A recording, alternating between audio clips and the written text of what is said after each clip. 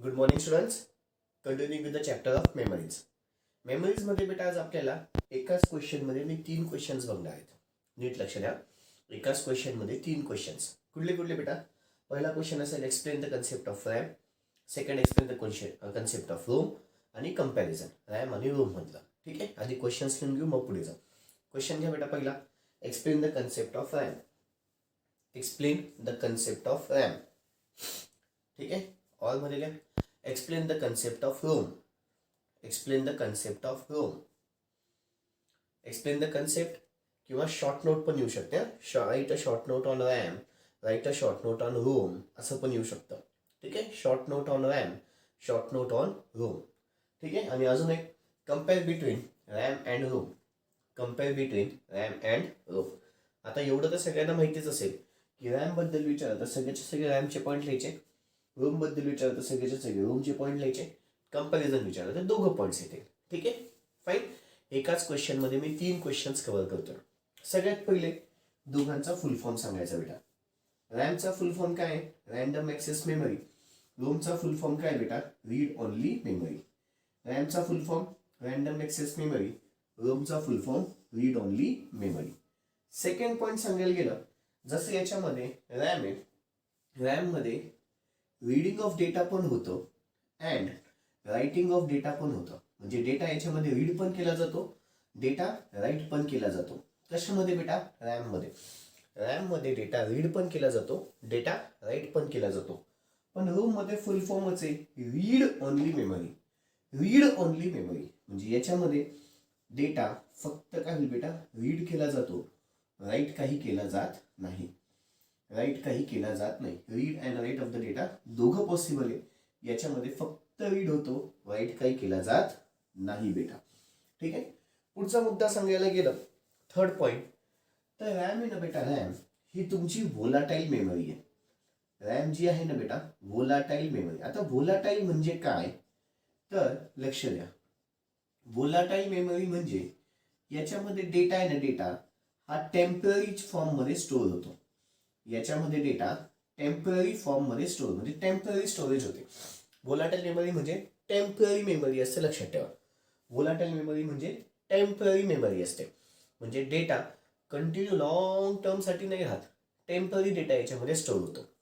Next, Rome बघायला गेलं ना, रोम तर ही तुमची नॉन व्होलाटाईल मेमरी आहे.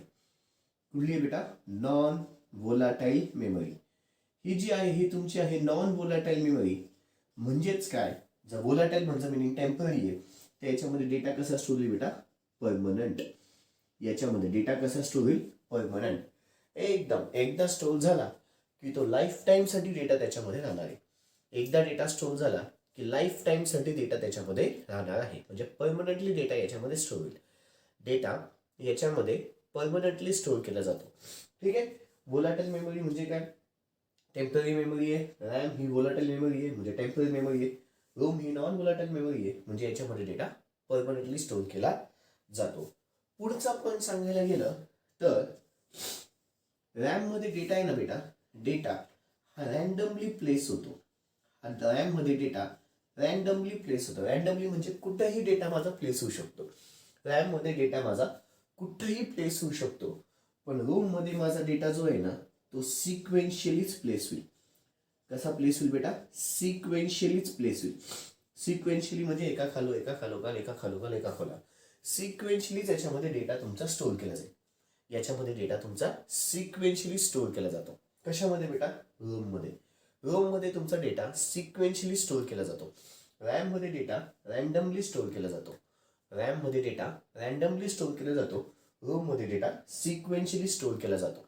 ठीक आहे, आणि एक शेवटचा मुद्दा, रॅम मध्ये ना बेटा, रॅम मध्ये जो कुठलाही डेटाचा कंटेंट असतो, डेटाचा कंटेंट असतो, तो युजर डिसाइड करू शकतो. युजर डिसाइड करतो, मॅन्युफॅक्चररने डिसाइड करत. कोण डिसाइड करतो बेटा? युजर डिसाइड करतो, मॅन्युफॅक्चरर डिसाइड करत नाही. तसंच इकडे रोम आहे ना, रोम मधला जो डेटाचा कंटेंट आहे ना, रोम मधला डेटाचा जो कंटेंट आहे, तो मॅन्युफॅक्चरर डिसाईड करतो, याच्या ऑपोजिट तो मॅन्युफॅक्चरर डिसाईड करतो, ठीक आहे, पण युजर डिसाईड करू शकत नाही. पण युजर डिसाईड करू शकत नाही. आता जर मी तुम्हाला रॅमचे पॉईंट सांगितले, write a short note on RAM, तर हे 5 पॉईंट लिहायचे. Write a short note on ROM, तर हे 5 पॉईंट लिहायचे. कंपॅरिझन विचारलं तर कंपॅरिझनच्या फॉर्ममध्ये लिहायचा. कळालं? पुन्हा एकदा रॅम आणि रोम. काय सांगितलं? रॅमचा पहिले फुल फॉर्म काय? Random access memory. रोमचा फुल फॉर्म काय? Read only memory. रॅममध्ये डेटा रीड पण होतो, राईट पण केला जातो. रोममध्ये डेटा फक्त रीड होतो, राईट काही केला जात नाही. रॅम जी आहे ती व्होलाटाईल मेमरी आहे, म्हणजे याच्यामध्ये डेटा टेम्पररी स्टोअर होतो. रोममध्येच नॉन व्होलाटाईल मेमरी म्हणजे डेटा परमनंटली स्टोअर केला जातो. रॅममध्ये डेटा रॅन्डमली कुठेही प्लेस होऊ शकतो. रोममध्ये डेटा सिक्वेन्शियली प्लेस होतो. पुढचा पॉईंट, रॅम मधला जो डेटाचा जो कंटेंट आहे तो युजर डिसाईड करतो, मॅन्युफॅक्चरर डिसाईड करत नाही. रोम मधल्या डेटाचा जो कंटेंट मॅन्युफॅक्चरर डिसाईड करतो, युजर काही डिसाईड करत नाही. याचे उलट बेटा, हा युजर डिसाईड करतो, मॅन्युफॅक्चररने डिसाईड करत. हा मॅन्युफॅक्चरर डिसाईड करतो, हा युजरने डिसाईड करत. कळालं बेटा? हे झाले माझे एकाच क्वेश्चनमध्ये 3 क्वेश्चन्स. ठीक आहे, एकाच क्वेश्चनमध्ये 3 क्वेश्चन्स. आता 2 कॉलम करायचे, रॅम आणि रोम. 2 कॉलम करायचे बेटा, रॅम आणि रोम. चलो पहिला पॉईंट घ्या. रॅम स्टँड्स फॉर, अपेक्षा तर 2 कॉलम झाले असेल. रॅमच्या खाली लिहा, RAM stands for random access memory. RAM stands for random access memory. RAM stands for random access memory. रोमच्या खाली लिहा, ROM stands for read only memory. ROM stands for read only memory. Okay. पुन्हा आता रॅमच्या खाली, in RAM it has the facility of both. In RAM it has the facility of both. In RAM it has the facility of both to read the data as well as to write the data. In RAM, it has the facility of both to read the data as well as to write the data. बाजूला, in ROM, it has the facility of. In ROM, it has the facility of. In ROM, it has the facility of to read the data. It has the facility of only to read the data. असं करा. In ROM, it has the facility of only to read the data. Only to read the data while the writing of data facility is absent. While writing of data facility is absent. While writing of data facility is absent. While writing of the data facility is absent. पुढचा point घ्या बेटा. RAM is a volatile memory. RAM is a volatile memory. Hence the data stored here is temporary. RAM is a volatile memory. RAM is a volatile memory. Hence the data stored here is temporary. Hence the data stored here is temporary. Hence the data stored here is temporary. बाजूला घ्या. ROM is a non-volatile memory. ROM is a non-volatile memory. ROM is a non-volatile memory. Hence the data stored here is permanently. Hence the data stored here is permanently. Hence the data stored here is permanently. Hence the data stored here is permanently. Hence the data stored here is permanently. पुढचा point, in RAM, रॅमच्या खाली लिहा बेटा. आता रॅमच्या खाली, in RAM the data is stored randomly.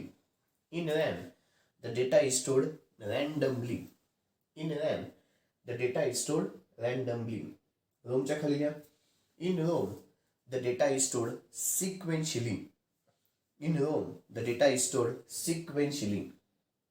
In ROM the data is stored sequentially. Okay. रॅमच्या आतमध्ये content कोण डिसाईड करतो? युजर. मॅन्युफॅक्चरर डिसाईड करत नाही. तो पॉईंट लिहायचा आहे. रॅमच्या खाली लिहा, in RAM the content are decided by the user. In RAM the content are decided by the user. In RAM, the content are decided by the user and not by the manufacturer. And not by the manufacturer. In RAM, the content are decided by the user and not by the manufacturer. In RAM, the content are decided by the user and not by the manufacturer. बाजूला लिहा, in ROM, the contents are decided by the manufacturer In Rome, the contents are decided by the manufacturer and not by the user. खूप महत्वाचा question झाला बेटा. 3 questions आहे, काहीतरी टपके. एक तर short note on RAM, short note on ROM किंवा दोघांमधलं कंपॅरिझन. 3 क्वेश्चन झालेत बेटा, काहीतरी टपकतं म्हणजे टपकतंच. रॅम आणि रोम मधलं काहीतरी टपकतं म्हणजे टपकतंच. ओके.